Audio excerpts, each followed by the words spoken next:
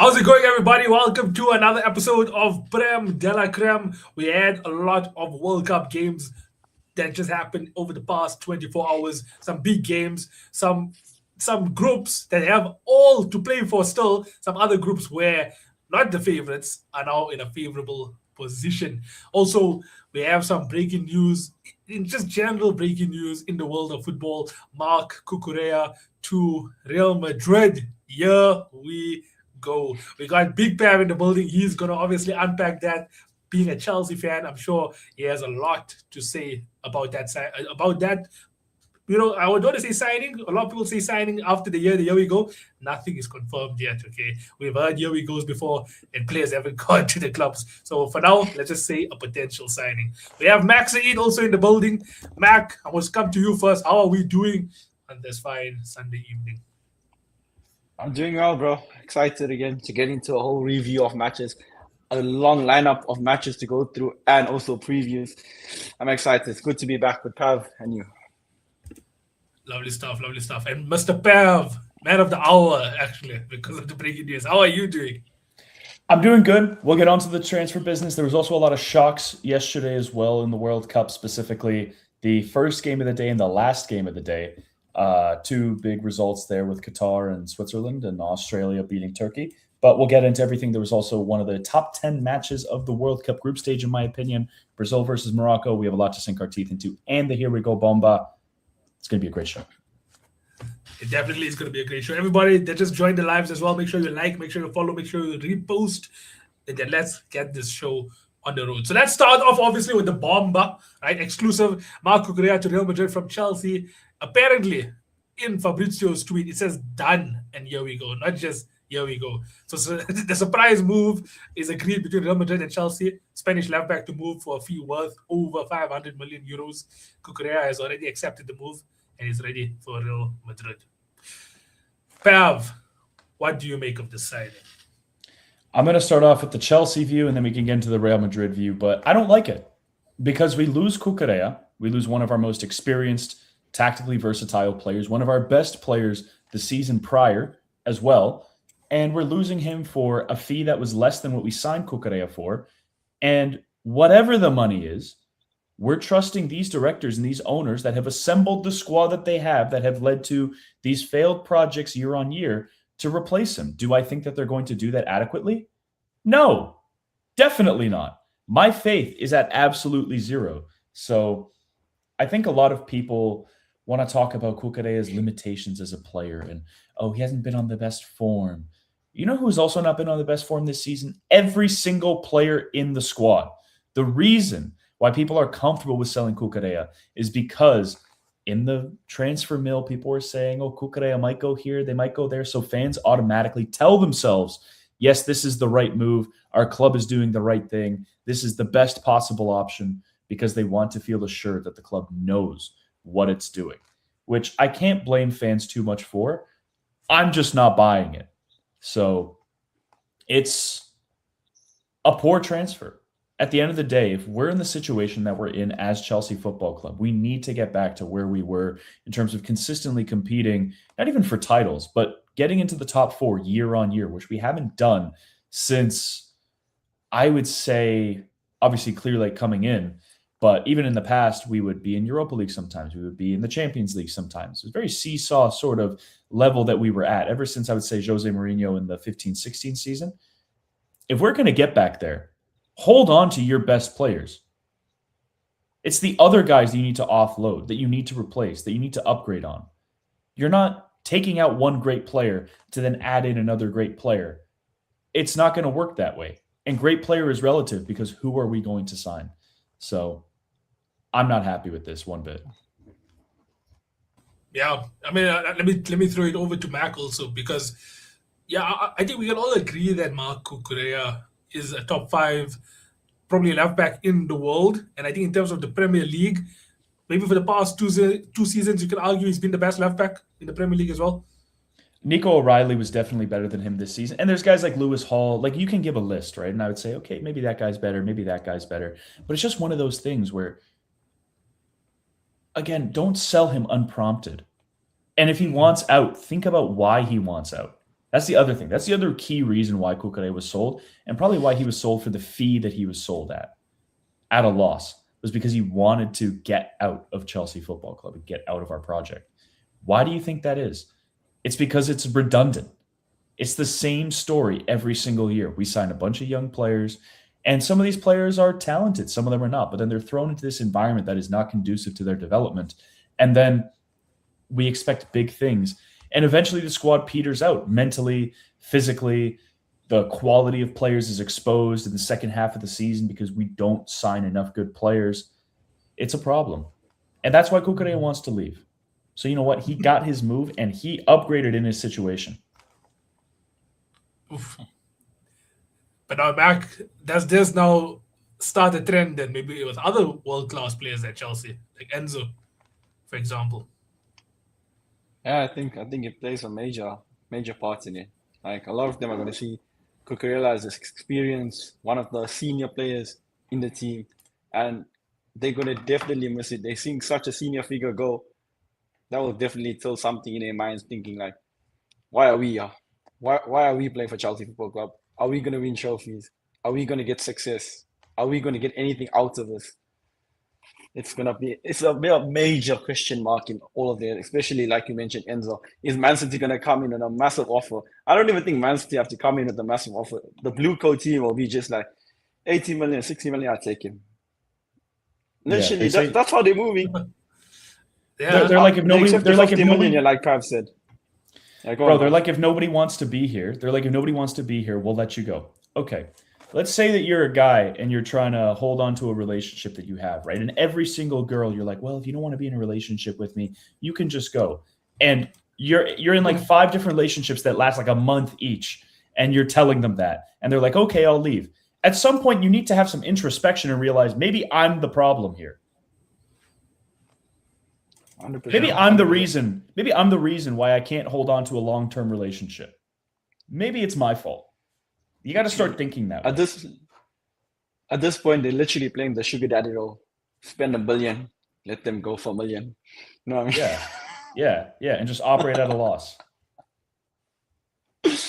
Crazy to hear that from Chelsea's perspective too. Yeah, but it's very interesting the fact that the news came out now. You would have thought maybe during the World Cup, transfer news won't be making the headlines. Do you think this is something Fabrizio was just again like in typical Fabrizio fashion? They said, let's keep it quiet for now. Fabrizio said, no, bro, I want my clicks. Like, it's such a weird time to break this news. Or is it normal for transfer news to happen during the World Cup like this? Shout out to Real Madrid fans, because they were saying for the first time in however long they don't have a single Real Madrid player in the Spain squad. Well, guess what? That has just changed. That's true. Yeah, I am CeeLo saying Pav, we own your club. Started.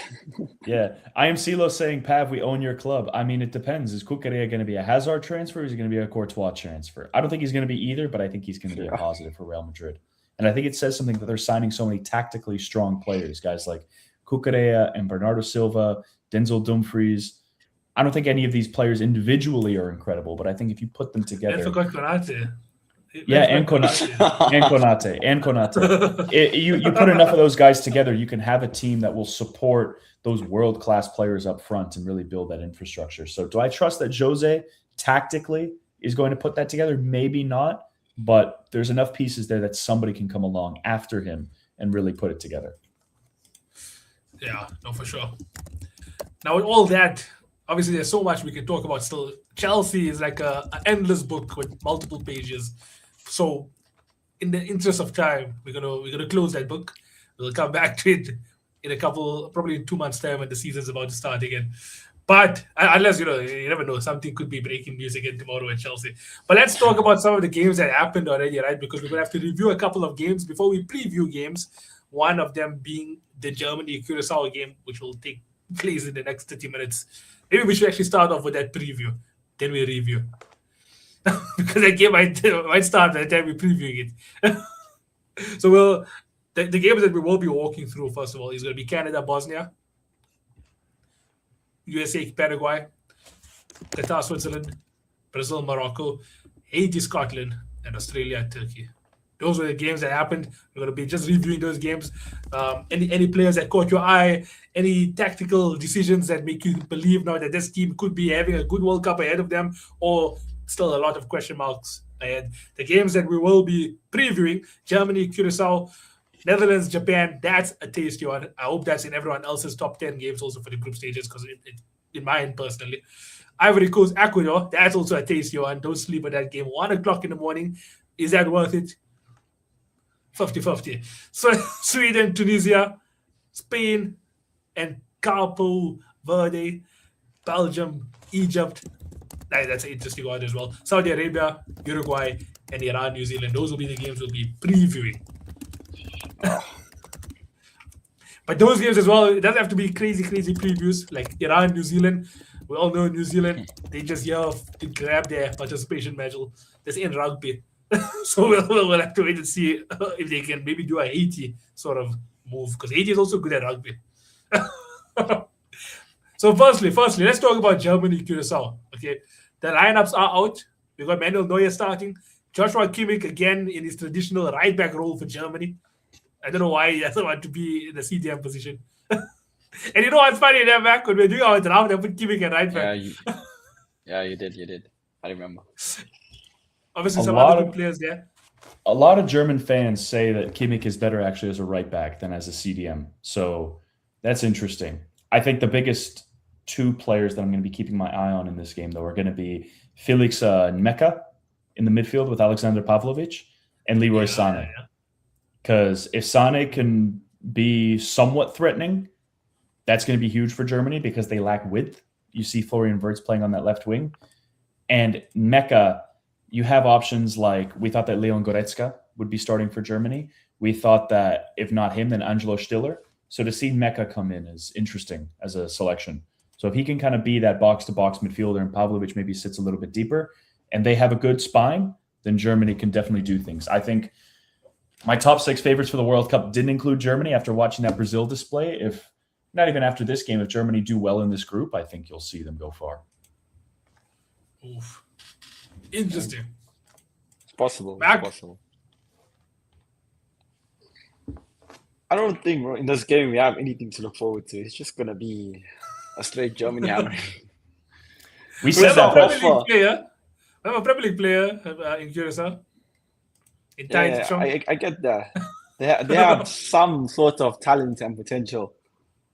And Dick Advocat, don't play that guy down. But bro, I think Germany is going to have too much firepower for them. They're going to be too strong in every department. So one dude, comfortable Germany win. Yeah. One dude I will be looking out for, actually. His name is Livano Comencia. Shout out to him. He was a lone player for me in my Football Manager Basel save. He was a versatile guy, could kind of play everywhere. I put him at center back. I put him at full back. I put him in the midfield. So, Comencia, shout out to you. I'm hoping for a good game from you. I'll be cheering for you on the sidelines. But that being said, I do think that Germany will win. But I'm not going to be arrogant like I was in Spain versus Qatar, because we saw how that turned out. Or Switzerland versus Qatar. Sorry, my bad. They were so bad I forgot which country played. So profligate. People are saying, I think this match, you can say Curacao is a weaker team by miles. Qatar, on the other hand, they have some stature towards them. But Curacao, you know what I'm saying? It's not looking good, bro. No. Remind me, is this Curaçao's first World Cup? I should have actually done some research on it. Yes. Okay. Yes, it is. So, so Mac's statement is kind of right. Yeah. Also, Jamal Musiala. That's going to be another big story, because you have Jamal Musiala, you got Florian Wirtz, and you got Leroy Sané as your kind of attacking three with Kai Havertz up top. Those three players have all underperformed this season. Musiala obviously coming back from that horrible ankle break. Wirtz being off form, Sané being at Galatasaray now. The question is going to be how good do those three look? Again, not just in this game against Curacao, but in one of the groups of death of this tournament where you have the Ivory Coast and you have Ecuador, two teams that are seen as dark horses. I think seeing them get off to a hot start in this game is going to be huge. If they win 1-0, 2-0, I think nerves might set in. But if it becomes a 5-6, 7-0, then you can carry some confidence into your next games against those other two teams. Yeah, you don't want them to do something similar to, like Switzerland Where Yeah, they get just need to caught on tuck the away their backside. chances. Yeah, With even yeah. more expectations. With even more expectations than the Swiss team. Yeah. Because this Germany team, they've disappointed in a couple of the World Cups. This 2022 World Cup, especially. The past two World Cups, bro. In Yeah, general. they got Past two grouped in World Cups. both. Yeah. So yeah. So I think this team definitely has the potential to get out of the group for sure. Who else is in this group again? It's Netherlands and Ecuador and the Japan. Ivory Coast. Oh shit! My bad. Yeah. Yeah, Group F. I said that wrong. Yeah, We I are mean, seeing the slowly. Dutch versus Japan, though, today. Yeah. But Ivory Coast, right? Like, okay, we'll touch on the Morocco-Brazil game, but African football, I think it's getting stronger and stronger every World Cup. Ivory Coast, many people believe, are on par with Morocco, so it will be very interesting to see them up against Ecuador, who came in with this amazing defensive record as well. We'll touch on them in due time. So Germany, Curacao. Just to conclude with this preview, what are our predictions going to be? Let's just finalize that, and then we can move on. So, start off with Bev. I said 7-0 in my predictor, but since I've kind of gone for the jugular on these predictions and they haven't turned out really well, I'm going to just go with a calm. I'm going to go 4-0. If it doesn't work, here's what I'm going to say. Everybody has 20/20 eyesight. Saying 4-0 Germany against Curacao is a pretty tame prediction. So don't come to me if Nagelsmann bottles it. Mac, are you going to be with me and we're going to be one step less aggressive and be humble? 3-0? I think I'm staying with Pav on this one. Huh? I was also going to predict a 4-0. I think 4-0 is a good enough score. I don't think they can win 6 or 7 purely on the basis it's the first World Cup game. They have to get accustomed to the whole World Cup surroundings, again, that type of thing, adapt to the whole situation. So I think 4-0, 4 goals to score in your first game is good enough for Germany. Yeah. In general, in this World Cup, only one team has scored more than 2 goals so far, being the USA. Everyone else only got a maximum of 2 in a lot of 1-goal teams. So yeah, I'm going to say 3-0. I do think Germany should have a comfortable game here, just because of the fact there's levels to this game, right? As much as the Curacao team are mainly Dutch, right? Maybe only one player was born on the island. Someone mentioned it here as well. I think we will have a Germany. Out of all the players, it's Chong, bro. He's the only one. Oh my goodness. Come and see I got something. Come and see I got something. Just watch. Okay, let's move on then, right? So let's do some reviews. Let's start off with the Pav derby, right? We got Canada versus Bosnia. That was a 1-1. Pav, what did you make of the game? Man, some of the beautiful games that we've seen of football this season and the sophistication that we've seen from some of these teams. And I was kind of watching Canada versus Bosnia going, this is the equivalent of watching 2 Neanderthals just banging on sticks and rocks all game, especially Bosnia. Listen, both teams, I think looking back at it, Canada were the better side. I thought in the second half, Kone, who we pointed out in the preview, he got a hold of the game. I thought that, what's his name? Estacio. I thought he did well too. Bosnia were just physical. They were resolute. They got the goal from the set piece. Muharemovic did quite well, but he did make a little mistake for Canada's goal. Kyle Larin scoring, but it was off an unlucky deflection. I thought that Bajrak Tedovic didn't do too much. He instead had to be a very defensive presence. Dzeko not playing was huge, but overall, it was just a case of Canada were wasteful. Their striker and Jonathan David so off form that when he hits the ball, he needs to hit it a couple times before he can get in the back of the net. And Bosnia did what they had to do. They got a result. They got their first point in World Cup history.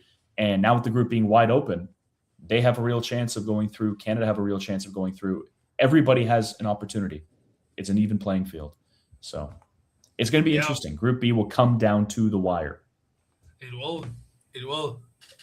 Mac, you have anything else to add on top of the Bosnia-Canada game?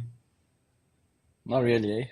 I wasn't one to be privileged to watch this game. I was playing football at that time. But I respect Pav's views, and I think Pav carried us really well. Yeah, you know what? We appreciate it. Mac, if you watch the US game, maybe you can give us the insight into that, because at one point I just had that. I definitely watched. Yeah. So we can move on to that one. So Mac, USA 4, Paraguay 1. I think they as much as we all believe maybe USA would probably get the edge 4-1. Was that always on the cards? Oh, I didn't see that coming. I think this is arguably so far the best game we've seen at the World Cup. I know it was one-sided, but the pure like impetus, like USA, I know they're at home. The way they impose themselves on what you call it, would you play it again? No. Paraguay. Oh, see, I even forgot about that. Paraguay. The way they imposed themselves on Paraguay, bro, it was amazing. Like Pulisic was literally on it. They couldn't put a single tackle in. To me, for Paraguay to come into a tournament with one of the best defenses, bro, USA just said, "Sit down, little boy. I'm taking this home." Imagine that's all it was. Literally everything. Weston McKennie, I've never seen this guy even ball out like this before. He was literally on the front foot. Pulisic. Bro, even that goal with Gio Reyna at the end. I think he was even surprised he scored a goal. You know what? That's how mad it was. You know what? Credit to SoFi, credit to the fans, because they made a really intimidating atmosphere for Paraguay. Because you could tell Paraguay, they want to sit there, they want to be resolute. They're box defending. It was like their families were being held hostage. It was like, oh, we can't defend too hard, guys. We can't do that. It was ridiculous. Yeah. I do have to say the fans really did well. The USA, they just played with an intensity and an openness that if you do that and you have the tools at your disposal, like guys like Pulisic are still good, right? Guys like Florian Balogun are still, it's a good level striker, right? They have some good pieces on the field. Weston McKennie and Tyler Adams.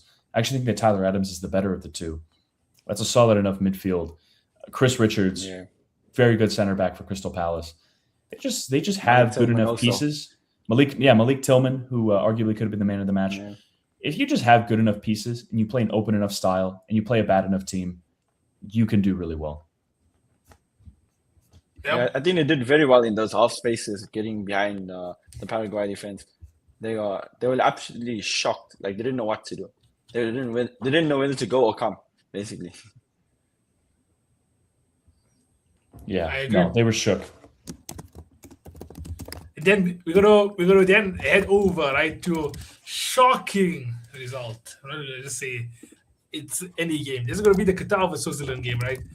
Qatar getting their first ever World Cup point. Obviously, this is only their second appearance, but Switzerland, they are gonna obviously rue the day they missed out on an opportunity to beat Qatar because 27 shots to Qatar's 5. 10 on target to Qatar's 3, 70% possession to Qatar's 30. It just over double the amount of passes. Crazy. Yeah, that's a clear example of them shafting themselves. Literally. Yeah. Dan and Doy missed so many chances in that game as well. So many. So wasteful. Abasher should have scored as well on an open net, but instead he passed it right into the defenders. Yes, right in front. There's so many guys you can actually name that had chances. But kudos to the keeper, fair play team. Some of the saves he made are some big saves, especially since it's his first World Cup. You know what I mean? It's a massive achievement for him. Yeah. No, it was a good performance by him as well. And then even let's give credit to Mairo Muhim, right? Oh shit, that was an own goal. But it was so they gave it an own goal because I swear the Qatar player they registered it as his goal first. So they didn't give it to Qatar. I don't know. I thought it was a goal, but anyways. Okay. Yeah, I see it's registered as an own goal, you know. But anyway. No, but Qatar never give up. That shows if you're still in the game with the 1-goal lead. You fight till the end, and anything can literally happen, and that's proof in front of our eyes. Honestly, no, it was a good game, and that also means for Group B, yeah, like we mentioned already, wide open. Everyone's on 1 point. Everyone's at the same goal difference. Everyone's at the same goal scored. Yeah, no one. And I'm going to give you guys an opportunity here. Then again, like, who do you think tops the group? Who comes second and who comes third? Canada, Bosnia, Qatar, Switzerland. I still think Switzerland will top the group. I agree. I think the thing is the level that we saw from Bosnia and Canada both Switzerland just have too much tactical infrastructure. And I think the odds of them playing the way that they did against Qatar, and if you played that game 99 times, 100 times, 99 of those times, they would have scored more than one. So Yeah. I think Bosnia will be the tough one because in that back three shape, how are you going to unlock them defensively? I think that could be difficult. I think against Canada, Switzerland would actually have a better chance, but I still think that Switzerland have enough to get through. I think that Canada can beat Qatar and get 4 points. Will Bosnia have the offensive firepower to beat Qatar? Because we saw them be defensively resolute. I think that's the thing. I think Bosnia could easily come away from this group with only 2 points and then drop out of the World Cup. Canada could beat Qatar and go through on 4 in second. Yeah, I agree. Moving on then to Group C, Brazil versus Morocco, 1-1. Good football. I think the majority of the good football was played in the first 45 minutes, but second half wasn't too bad as well, but then a lot more action towards the end. But yeah, Brazil, Morocco. I mean, I'll give it over to Mac first, right? Because there was a player that caught the eye from everyone, including people who don't typically watch football. They said, "Who's this guy?" Oh, he's an 18-year-old. What do you mean he's only 18? Mac, tell me more about Ayoub Boadi. What a player, bro. I think everyone needs to remember this guy's name. Imagine turning down France to play for Morocco at 18 at the World Cup. Man had firstly the balls to do that. Secondly, to turn up in his first match against Brazil. Bro, he is something else. We can see what a crazy potential he has going forward. You know the amount of times he got the ball. Normally when you get the ball on the half turn, just stand, maybe play back to your centre back or your right back or your left back just to keep control of the ball. The amount of confidence he had on the ball to turn quickly, take those progressive runs going into the midfield, spraying the ball literally from one side to the other. Bro, you think this guy's Tony Cruz or something. That's how good he was on the ball. He was literally like magnificent. He had everything to his game. And there's a reason why every single team is going for this guy. He has the talent, and he definitely shocked the world and showed what he's made of. I think the willingness to take responsibility. I think the willingness to take responsibility is the biggest thing you want from your number 6. Somebody who's not going to shy away. I think he was great. I think he had a great debut. He was the man of the match in that game as well. I think in possession, he was like a little bit safe with his passing. I said in my review, press resistant, the way that he was able to play out of pressure, but Brazil didn't really press him too hard. It's going to be interesting to see what happens when somebody really tries to stick on him. But that being said, if you have the mentality mentally and the calmness and the composure and kind of the arrogance to get on the ball repeatedly and try and make something happen, you're going to go to the top. And it's games like these that are going to propel you from being a interesting little wonder kid that, is on people's radars, but he hasn't really blown up yet. This is where you go from that to being, okay, is PSG going to sign this guy? Is Arsenal going to sign this guy? Is Real Madrid going to sign this guy? So that's what this tournament is as an opportunity for players. Yeah. And, I mean, Mac, you touched on this with Hamza and myself. When it came to all African countries be able to compete and actually maybe have possibilities to win World Cups, the development, right? Morocco, they obviously have a team now full of players who, not full, but majority of the players have come from Spain's development, France's development, these neighboring European countries, Portugal. Every single player is born in Europe in that team. Every single player. Not one player is born in Africa. So the structure and development, your point. You can clearly see, it clearly transfers over to African football. If some of these players were still in Africa and coming through those development systems, bro, I don't think they'll be at the level they're at. Coming through all these different academies, bro, PSG, Ajax, you name it, bro. Real Madrid, bro. Ashraf Hakimi, the best right back, came through Real Madrid. Imagine, coming through these academies is definitely going to set you up for a bright future. But if you're coming through Africa, no disrespect, bro, to Raja Casablanca and Wydad Casablanca and all they top teams here in Africa. But in terms of development and structure, this is the gap. It's massive. There's still a lot for us to invest in to get to that level. And Morocco, fair play to them. They went out, did their research, got their players, and this is their way of coming back off that 2022 World Cup. They made it to the semi-final. Who knows? Maybe they'll push it one further and get to the final. We don't know. But fair play to them. And also credit to them after the manager leaving straight after the AFCON. They bring in the manager from the under-20s and he cements his system. Like, bro, it literally flows like ease. It's not even a difficult system to go in. I was quite disappointed, though, in the second half. He basically went to a 4-4-2 and sat back in a low block. And then Ancelotti kind of did the same. He didn't do a 4-4-2 low block. He changed his defensive principles, but I felt they like on loggerheads again in the second half. No one wanted to attack. Defense was on point. I think they were just happy for the 1-1 draw. I don't know what you guys think about that, but that's what I felt. I was quite disappointed in the second half. It became like a boring affair in the second half.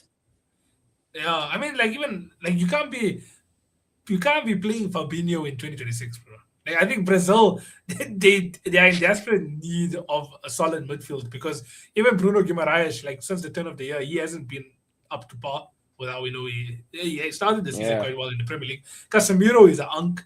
Fabinho is an unk. Lucas Paqueta just got relegated. It's like who is in that engine room for Brazil right now?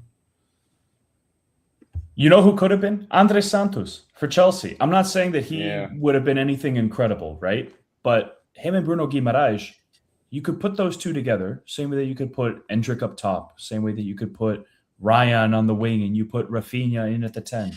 You could put these young players together, let them develop. Two of the most recent World Cup champions, Germany and France, both did that the tournament prior. Germany in 2010 when they brought in so many of their young players. France in 2014 when they also brought so many of their young players and allowed them to mesh. That way, the next World Cup, these guys already have so much experience playing together. They've grown. Hopefully, they've grown for their clubs as well. And then you don't have this issue where you have this turgid combination of players that are washed like Casemiro and Fabinho. And I'm going to go as far as to say Lucas Paqueta, but also so many of these mid utility players as well. Igor Thiago is a good guy to bring off the bench as a box presence. You know, when you need a goal and you're down and the other team is sitting back. But as your first option, no. And that's the other thing. João Pedro is sitting at home. Lucas Paqueta, why is he there? You look at Danilo Santos coming on in the midfield. Who is he? Luis Henrique. Is he the guy, really? It's mid players. If you want to, and the thing is as well is it would be one thing if Brazil got Thomas Tuchel. This, tactically intricate coach that wants to make these really solid systems and he wants to bring in, these kind of bit part players. You can sort of get behind that. But instead it's Carlo Ancelotti, who's Mr. Laissez-faire, let the talent be the talent. That's who he is. But if the talent's not there, then what are you left with? So that's the major issue. I think Carlo needs to go with, again, Ryan on the wing, Endrick up top, Ederson maybe in the midfield over somebody like Casemiro. You put Rafinha in the 10. Now, the big thing about Rafinha is he's the least lazy player out of those four. So he'll press, he'll play. Ryan also plays for a pressing side with Iraola last season in Bournemouth. Vinny. Have him play. He played great. That's the type of performance you need from him. If he's going to perform like that the entire World Cup, then the possibility of running deep is certainly there.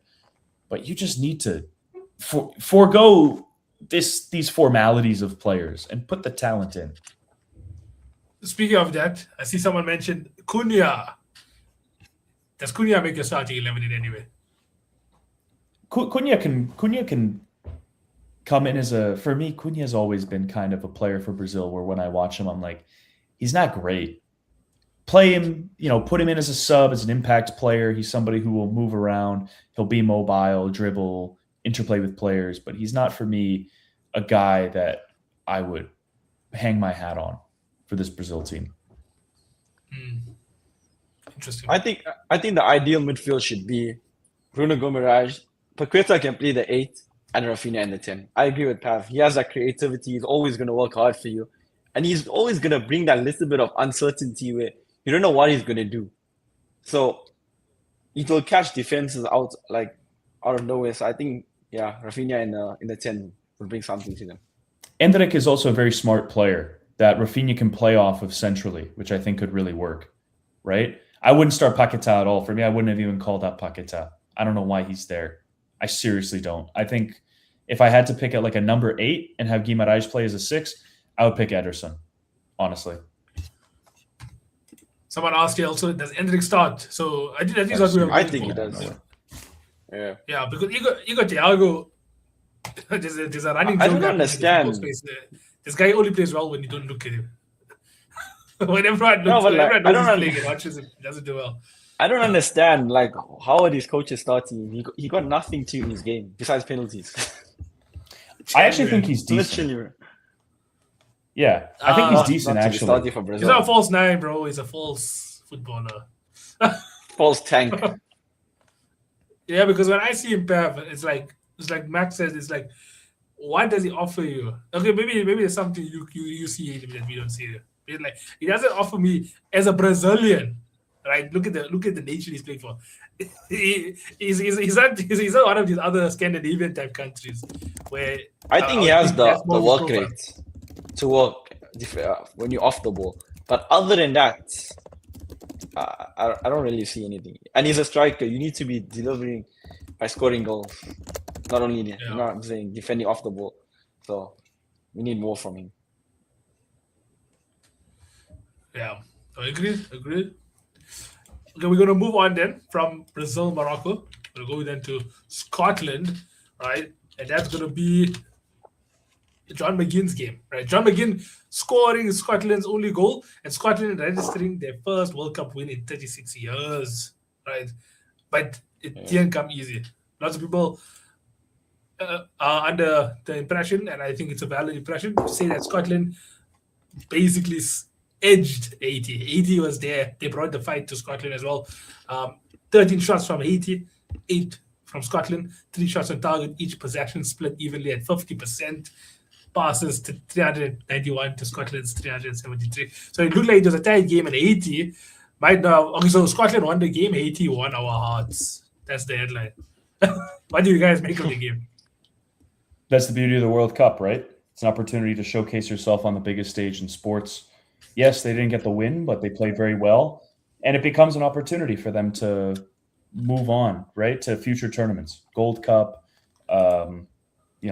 I guess maybe not the Copa America. I don't know if they would qualify for that, but especially in the Gold Cup, next World Cup, qualify for that potentially. That's what it is. It's an opportunity for a birth of a football culture for so many of these nations, right? So that's the biggest thing for them, is just hold your heads high. They played well. Scotland, I would be concerned about the fact that they only won 1-0, and they looked as unconvincing as they did as well. I didn't watch too much of the game. I'm going to be totally honest with you, lads. I watched more of Australia versus Turkey, but it was just I'm not. People are saying Scotland are dark horses. That's what Nutmeg Nation just said. I wouldn't say that.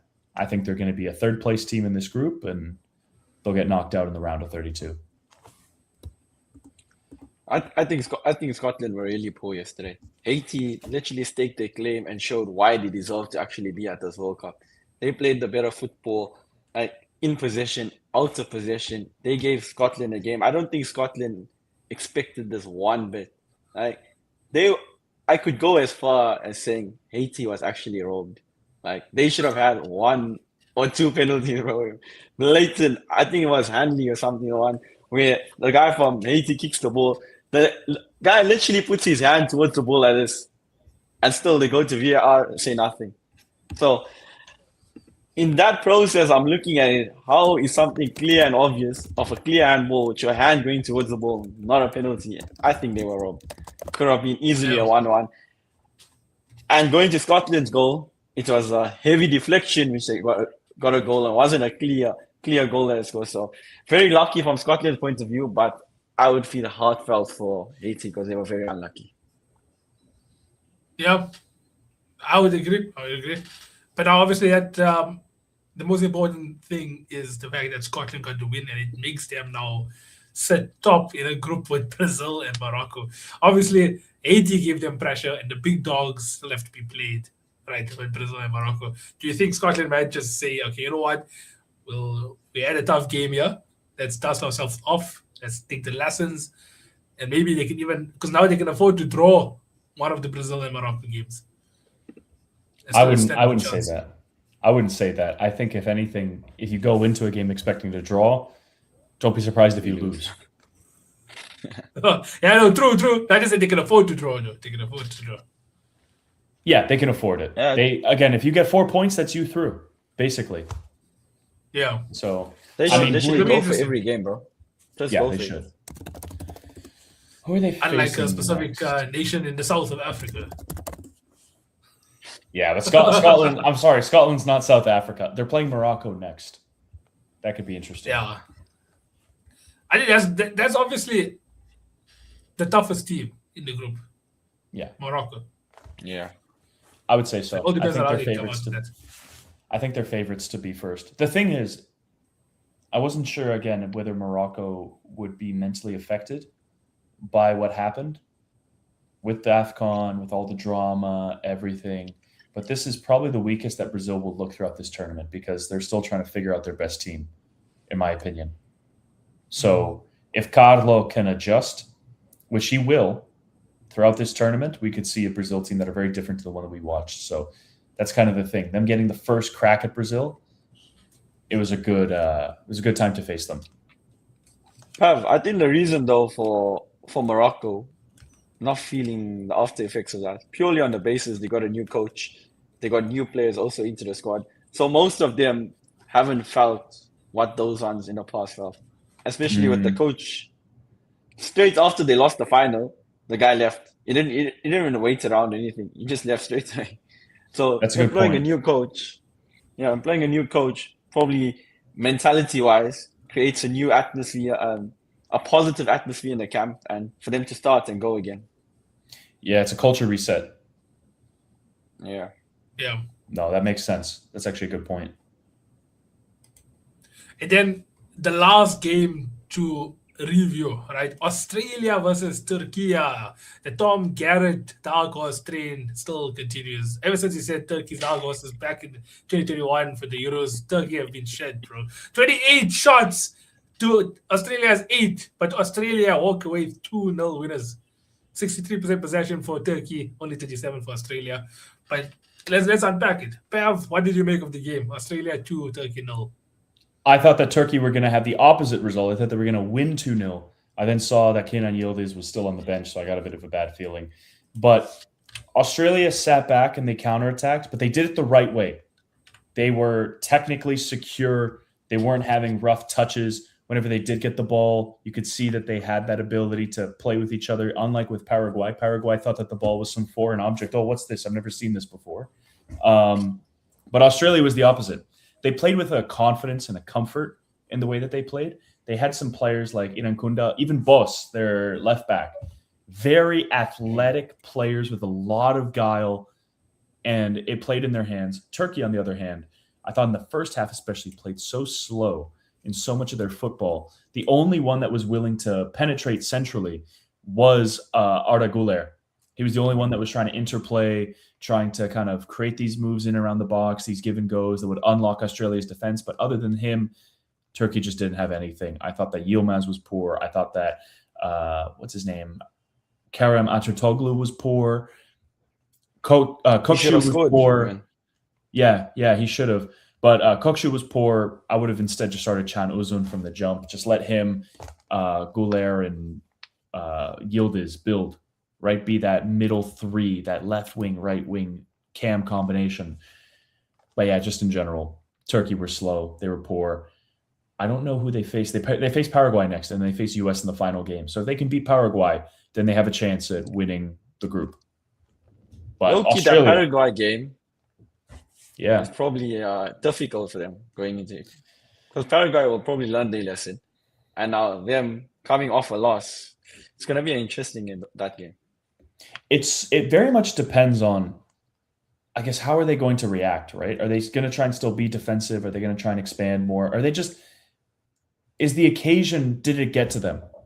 The Paraguay team, which it 100% did. It 100% did. So since the atmosphere will be different, we'll see. But Turkish fans travel well.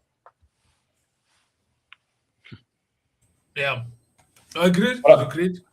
Yeah, but even Australia, if Australia can nick a result against the US, if they can play resolute the way that they did today, who knows? Yeah. We could see a fairy tale story for them. And they sacked their coach 2 games into the qualifiers. And Tony Popovic has put together a great game plan that really, exemplifies their strengths. Yeah. Yeah. I mean, Australia obviously do have World Cup reputation as well. So I don't think it's out of the ordinary to say that they could, top their group. They do, Who but knows? I think it was. I don't know. I don't think they're gonna top the group. But I think the US. I'm telling you, bro. They can draw it to The US have it in win there. Paraguay. No, I think I think the US is going to be in for a 3 against Turkey. That's my opinion. That could be a game, yeah. I think that's going to be a solid shout. Australia, though, certainly they stake their claim why they should also be at the World Cup. Like they were more clinical than anything. That's what I was impressed with. Yeah. They took the opportunities, and in Kunda, we've watched this guy like from 15.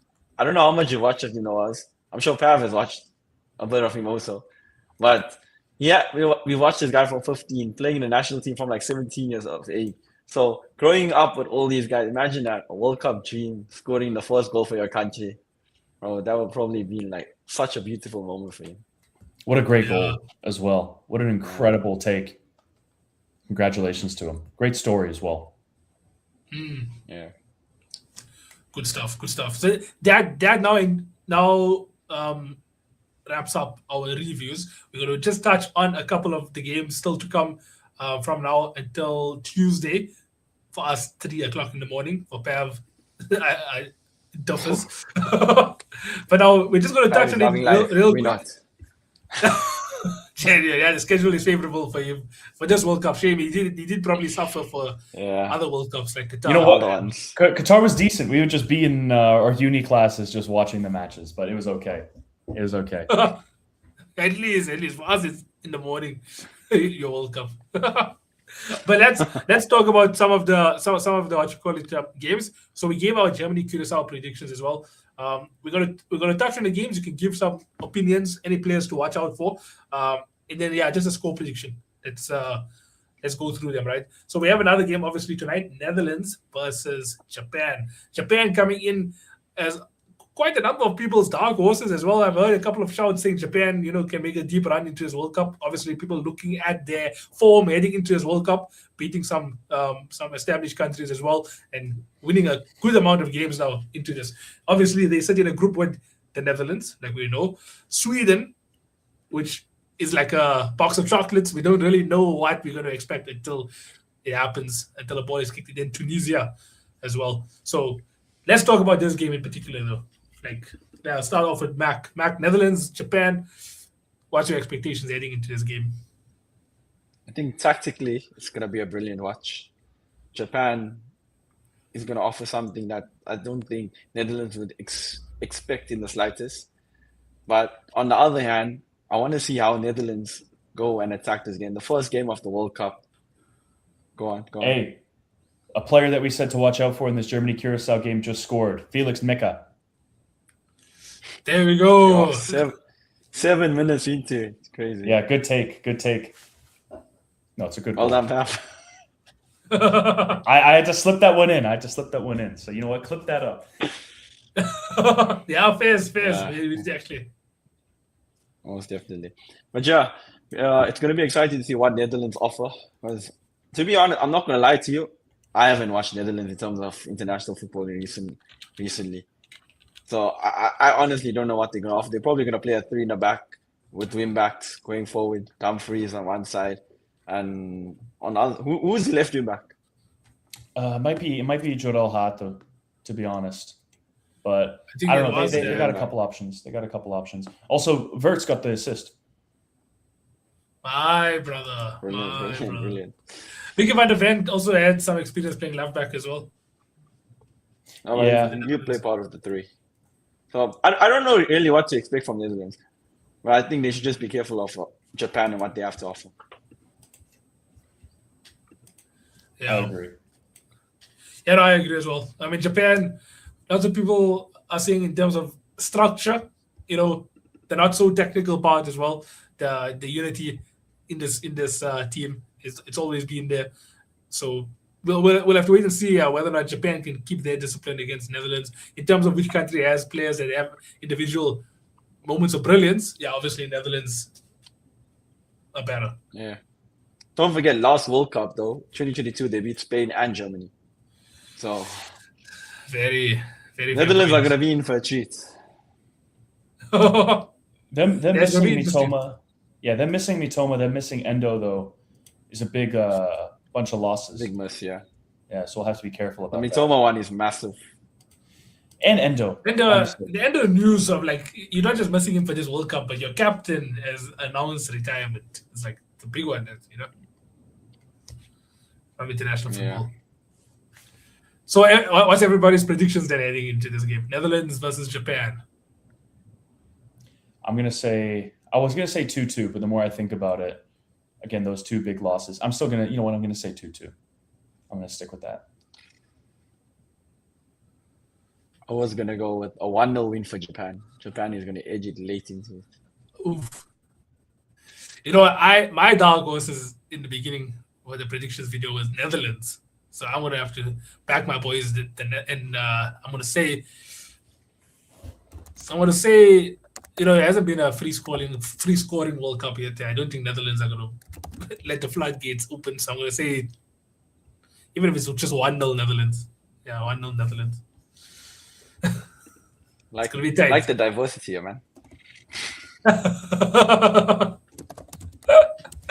Lovely. Let's talk about Ivory Coast versus Ecuador now, because Ivory Coast and Ecuador also. Prem is ready for this one. They'll be watching the waiting game in the currently. wings. Germany obviously took the lead 1-0, but now Ecuador and Ivory Coast will only be playing tomorrow for us, but later this evening, I'm assuming, for Pav. So let's talk about Ivory Coast, Ecuador. I'll hand it over to Pav first.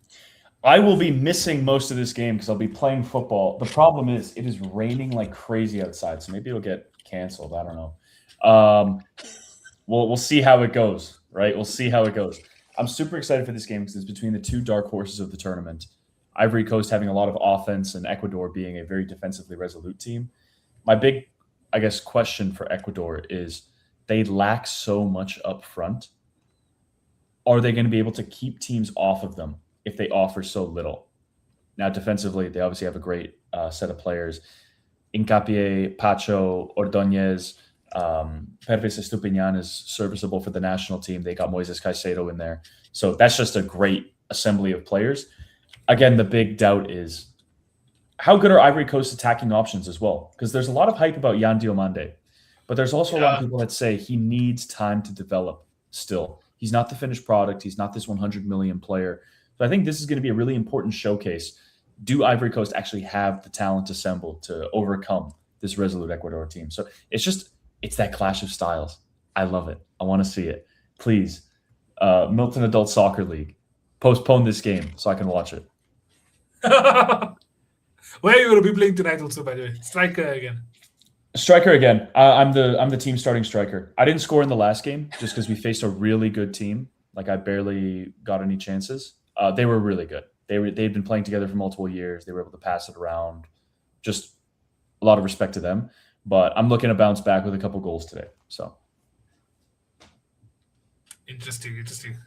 I wish I could be watching that game as maybe well. Pav will be like the Neil Kennedy of USA. No, I don't have that capacity. I don't have the capacity, man. Don't put me in. Keep me away. Keep me far away from any professional football. Let's talk score predictions though. Marc, we'll start with you. Ivory Coast. Listen, one point though, I think you touched on Ivory Coast being almost the same level as Morocco. I think they miles apart, bro. Honestly, with Ivory Coast, you don't know what you're gonna get. It's gonna be it's like a hot and cold moment with them. They can either be the best on their day, like I think the last friendly they beat South Korea or something 4-0. But then on the other hand, they can go draw to like one stupid nation, like 1-1 or something. But I think I'm gonna back Ivory Coast here to beat Ecuador 2-1. 2-1. I want to say there's a draw here. I think both teams I see as having a similar level. So I'm going to say 1-1. And Pav? I'm going to say this is going to be a draw too. I'm going to say 0-0. I'm going to say I can 0-0. see that happening too. It can, yeah. I'm going to go for a 0-0. I think Ecuador, the only win they're going to get in this group is going to be against Curacao. Ooh. All That's right. what I think. Good stuff. Let's then let's just go over to the next game. The next game is going to be Sweden versus Tunisia. Now Sweden, a lot of people are excited to see this partnership. Will it even be a partnership of Cucurella and Isak? I think they do play together. Probably. Okay, it'll be interesting now, like that, because Isak's last goal for Sweden, it looked like it was quite a good goal. Throwing the defender wide, cutting in, taking a shot, curling in far corner. Like, is Isak gonna at least try and tell the world, or remind the world to be like, I am this world-class striker, guys. Don't forget about me. I have an exciting season coming up next season. What's gonna happen? I think against Tunisia they'll win. They'll get like a 2-0. Something like that. I think they're going to be too strong for Tunisia. I think they're going to win like 4-0. Tunisia are not on the same level as Sweden. Tunisia are a bit, I don't want to say bad, but I need to look for a euphemism for useless. So yeah, okay, let's go. They naturally are used to sitting back. That is the one kind of thing that they have going for them, is they're not deviating from their style. But I don't know. With Sweden, the reason why I kind of underrate them so much is also their form throughout qualifying was so poor, but they did do well in the playoff rounds. I'm going to back this comment. Tunisia. On the other hand, Tunisia, they don't have anything to offer. So that's why I don't really have any basis or any legs to stand on to back them. Yeah, I hear it. Okay, let's go over then to a game that's, it's like I said already, there's so much potential in this game. On and off the pitch, right? Spain versus Cape Verde. Spain, I have them as my predicted winners for this entire World Cup. So surely they lose their first game. Run it back to 2010. You know what? I think a draw might be in order. I think it could be a banana peel. I think that considering all these debutants in this tournament, I think Cabo Verde is one of the strongest. And it's still tentative whether Nico Williams and Lamine Yamal are going to start, right? If they start and they're fully fit, okay, different story. But if not, I think the potential is definitely there for Cabo Verde to nick a result. Yeah. Yeah, I agree with Pav to some degree. But I think Spain will also edge it like 3-1. I also think I want to say 3-1 as well. I think Spain, obviously, Lamine Yamal just elevates them like to a whole another stratosphere. But I think Spain, in terms of just like system-wise, the midfield, even I'm very interested to see. Okay, Unai Simon did get called up, right? David Raya as well. I want to know who's starting tonight. Tomorrow night. It's funny about that question. Yeah. All the videos going around is Raya in goals and he's taking shots against you. Literally, all the Spain videos going on. So surely David Raya starts. Finally gets his start. He better. You can't call it. With the Spanish coach, I think it's the hardest ever lineup. Any Spanish coach in football, you can never predict what they're going to go for. They always want to do something out of the box. So you can never predict. I rate that. I rate that though from them. Yeah, but I hope David Raya starts, because you know what, he's earned it. 3 years of consistently, showing up for Arsenal between these two World Cups. So, and in my opinion, like he is a very good goalkeeper. Like a lot of people say that Arteta has this low block system and it protects him more and stuff. But he's had moments where he had to step up, and he stepped up for Arsenal. So I'm going to give him credit. David Raya. It's just so much confidence that he instills in everybody. He's never going to cost you a game. And then on top of that, he's so proactive as well whenever he comes out. He's really a top goalkeeper. Yeah. Did all of us give our predictions for Spain? I'm still going to back them. What do I have for them? I'm still going to back them. I'm still going to say like 3-1. Don't be So all surprised. of us are in the quarters. All of us went 3-1. Yeah. All of us got a couple birthday scoring at least. Okay, you know what? I'll be different. I'll say 1-1. Oh my goodness. I'll say You I'll did say start 1-1. off by saying just- a draw is in order. Yeah. I was like, wait a minute. I can't go on that whole tangent and then back out last second. I'm gonna go 1-1. Just to get egg on my face. And then we got Belgium versus Egypt. I think Marc was saying something of like Egypt not obviously winning any World Cup game. Egypt have never won a World Cup game. They've made it all the way to a quarterfinals before without winning a game. Oh, That's crazy. They haven't won. Even Bafana won 2 games, and these not they haven't won a game. Oh my goodness. Yeah, in Belgium, Belgium are always going to regret those years when they had a prime Lukaku, Hazard, Kevin De Bruyne, Vertonghen, Alderweireld, that they didn't win anything with that team. Does this team give you any sort of confidence to say, okay, you know what, they can still make it at least to the quarterfinals? Their draw is very favorable, both in terms of the group that they're in and in terms of if they get out and they're the top team in the group, they don't face a superpower right away. So the possibility is definitely there for them to get to the quarterfinals. I think from there, because then you have Spain. But I think that they definitely have the capacity to make it to the quarters. They've got a good enough team. I think that's the other thing is you look at some of these other teams. We talked about Brazil and them having such a poor infrastructure. They've still got some, good defenders. They've got Tielemans. They've got Onana in that midfield. They've got some pieces where they can kind of supplement their attacking players, especially Jeremy Doku. Yeah. Jeremy Doku. Season so far, so. Yeah. So I'm interested to hear your boys' score predictions. Let's start off with Marc. Marc, do you think Belgium walk away with the win here?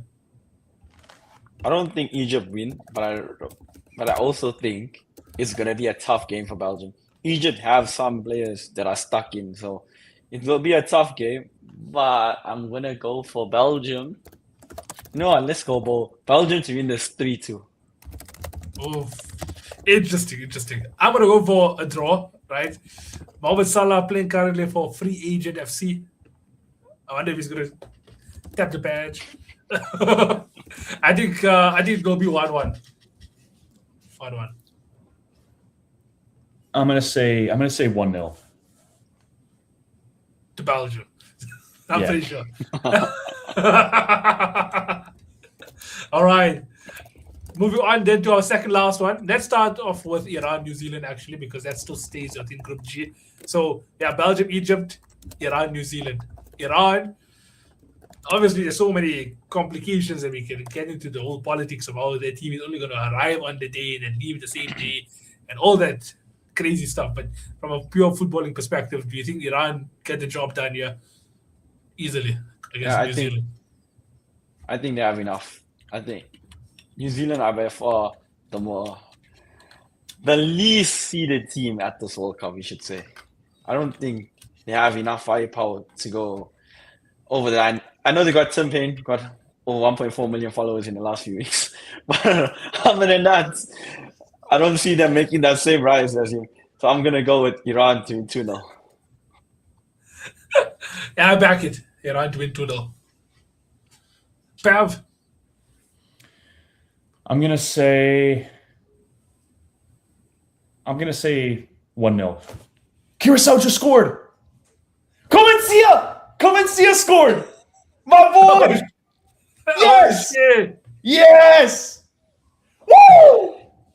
I need to watch this. Let's go. It's a good goal too. It's a good goal. That's my boy. Let me put the CV on here to actually go and check. No, you gotta clip that up. You gotta clip that up for the shorts, man. You have to. Okay, let me timestamp this. Let's go. Noah, did you have it down for when we talked about the game too? Yeah. I've been making notes the whole time. Okay. Curacao versus Germany. Oh, it's versus Germany, right? So that was around the 10th minute, yeah. Yeah. Oh, yeah. We talked about that first. Oh, what's happening on my TV? The screen is Neuer, stuck. Neuer had a bit of a stinker there. Oh, it took a typical weird Neuer. bounce. It took a weird bounce. Typical Neuer. Ah, crap. Hey, penalty. Penalty. Oh, shit. I thought it was going to be a penalty. Nah, it's offside. I thought it was going to be a penalty. Bro, I didn't even know Locadia plays for them. What the hell? Do you remember Locadia? It's who's that? It's Comenencia. It's Comenencia. He used to play for Villa, Locadia, a friend. Sure. He was that guy with the heavy tattoos and that African guy. Okay. My ball knowledge is terrible, man. Don't expose me there. Yeah, that's not a penalty. Sorry, broski, but yeah, I thought they were going to get a penalty, but it's offside. All right. Missed the goal even. We'll finish off with the last game, and then we can call it. Then we can probably watch the rest of the game as well. So Saudi Arabia, Uruguay. Obviously, they part of Group H, and that is going to be the same group that has Spain and Cape Verde. So Saudi Arabia, they obviously had their moment in the last World Cup, and they could have any moments again in this World Cup. Uruguay, their team, obviously, every year people say good structure, good players, don't really go that far. But in this game in particular, what's the score prediction going to be? Mac, I'm going to let you go first. All right. I'm going to go off the Waz's comment, okay? Uruguay are a very dangerous team. Probably top 2, but without the ball. Not with the ball. Yeah. And then Saudi Arabia, I don't know what to expect from them, honestly. They're another hot and cold team. I'm going to go Uruguay to win the game 1-0. I'm going to go 1-1. I think that Uruguay are going to draw every game in this group. Ooh, okay. Bold. That's a bold one. Yeah, I'm also going to go Uruguay to win 1-0. No, 2-1. I can see Saudi scoring. Maybe they even open up the scoring. I can see it. The other thing, if they get a free kick or something, Al-Dosari, sometimes he can pull a madness. So, it's possible. I can see that happen. I'll stick to 1-0. All right. Okay, boys and girls, that's going to be our show for today. I hope you guys had an amazing watch, and hope you guys enjoyed the rest of the World Cup games that will still be happening later tonight. I've been the corner flag. We have Mac Saeed, who will be signing us off as well. Mac, anything to say? Lovely to be here. Make a cheers to a whole lot more to game. A lot more sleep, I should say, for all these games. But yeah, can't wait for the rest of the World Cup. Can't wait for the big matches. Basically, those are the ones we're looking forward to. Once the knockout, so what? We get a lot of spicy. Bro, what Curacao can do today? It's 1-1. So can they close it out against the Germans? Ooh. Is it gonna be an upset? Looking forward to it. It'll be interesting. Be interesting. Thanks, boys. And Pav, any closing remarks? I'm so happy for Comenencia, man. I'm so happy. My football manager brother. Incredible goal. What a moment for Curacao. I hope they can hold on. So I'm going to watch and just be filled with pride for Curacao. I have no connection to them whatsoever, but wow, what a moment. Pav, I think Blue Coach should just employ you as a scout. Genuine. Don't get me started. I don't want to think about Blue Coat today. I don't want to think about Chelsea for the next month and a half. They don't exist. This is the only day I'll talk about them. I'm not here to chat about Cucurella. But thank you. We appreciate your time. Lovely stuff, boys. We're gonna wrap it up. See you guys again on Tuesday, the 16th. We will be reviewing all of the games we've just previewed, and we will then be previewing some big games. One of the biggest in the group stages, France versus Senegal, that same evening as well. So make sure you guys join us again Tuesday at around plus minus 8 p.m. cat. So yeah, make sure you guys join us for that. Signing off for now. Enjoy your evening. Bye, guys. I'm going to hop off the live.